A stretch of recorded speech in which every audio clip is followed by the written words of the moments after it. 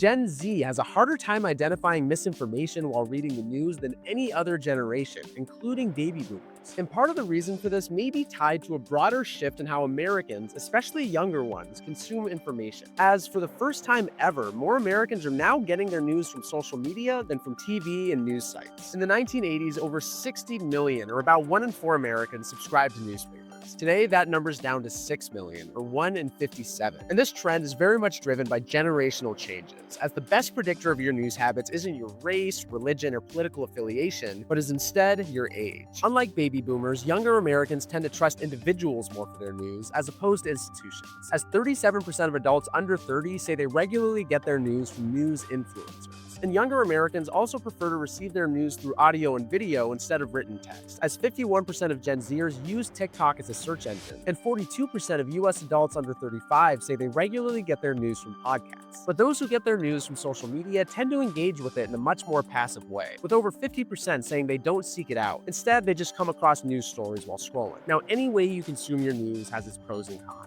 Commentators can be good in getting people more politically engaged through personalities they can get behind. But the problem, of course, is that commentators can cause people to make political decisions based off of which personality they like more. So keep your media diet diverse. Check out your local paper, read from across the political spectrum, see what the big commentators are saying. Because if you get all your news from just one place, you may unknowingly fall into an echo chamber.